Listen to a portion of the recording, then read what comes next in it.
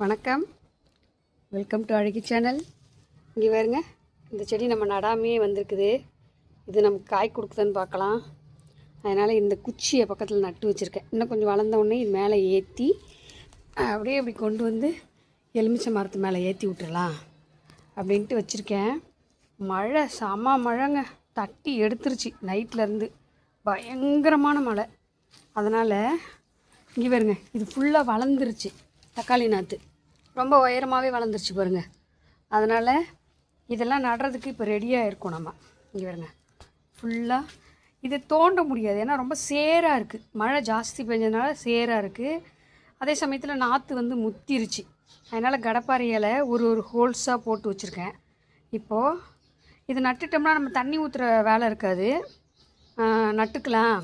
மழை வர மாதிரி, இப்போ கூட மழை வர மாதிரியே தான் இருக்குது. மேகம்லாம் இங்கே பாருங்க, பயங்கர இருட்டாக அப்படி தான் இருக்குது.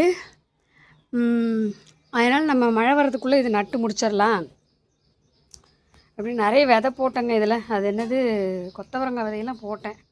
இந்த கொத்தவரங்காய் விதையெல்லாம் மழையில் அடிச்சிட்டு போயிடுச்சா என்னன்னு தெரியல. வாங்க இப்போ இதை நடலாம்.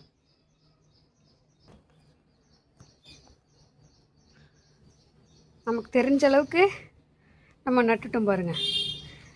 விதை வந்து நிறைய போட்டோம் போலங்க. அதனால் செடி இவ்வளோ செடி வரும்னு நான் எதிர்பார்க்கலை. அதனால் செடி நல்லா எல்லாமே வந்துருச்சு. அதனால் ஃபுல்லாக ரெண்டு நட்டுட்டேன். ஒன்று நட்டாலே போதும். ஆனாலும் செடி விதை நிறைய இருக்கே, செடி நிறைய இருக்கேங்கிறதுனால எல்லாத்துலேயும் ரெண்டாக நட்டுட்டேன். அப்புறம் மீதி சும்மா 1-2 இருக்குது. இதில் இந்த பாவக்குடியை வேறு எல்லாம் ஏற்றி விடணும். அதே வந்திருக்குது. அதனால் ஒரு இதில் ஏற்றி விட்டுறணும் இந்த பாவக்குடியை. இங்கே பாருங்க, சூப்பராக நட்டுட்டேங்க. அதை கெஸ் வாங்குது. இது நாளைக்கு டெய்லி தவணையாகவே இருக்குது, நட முடியாமையே. இது ஃபுல்லாக தோண்டுறதுக்கு ஆளும் கிடைக்க மாட்டேங்கிறாங்க. அதனால் ஒரு குழியாக நானே இந்த கடப்பாறையில் போட்டு நட்டுட்டோம் பாருங்க. இப்போ தண்ணி ஊற்றுற வேலை இல்லை, மழை வரப்போகுது. இப்போது இருட்டிகிட்டு இருக்குது பயங்கரமாக. நட்டு முடிச்சிட்டோம். பார்த்தீங்களா, இங்கேருந்து காமிக்கிறேன் உங்களுக்கு. தக்காளி தோட்டம் ரெடி. சந்தோஷமாக இருக்குது, நட்டதை பார்த்தாலே சந்தோஷமாக இருக்குது. அடுத்தது நமக்கு வந்து கத்திரிக்காய் நாற்று விட்ருக்குறோம் அங்கே. அது வந்து நிறைய விதை போட்டேன், ஒரு 10 தான் வந்திருக்குதுங்க. ஆனால் அந்த 10 செடிக்கு நம்ம இடம் ரெடி பண்ணணும், வெயிலாக இருக்கிற இடம் ரெடி பண்ணணும். இந்த பக்கம் மரத்தை வெட்டினதுனால நல்ல வெயிலுங்க, அதனால் இந்த பக்கம் நட்டுருக்குறோம். ஆனால் இது ஒரு 3 மாதத்து பயிர் தானே.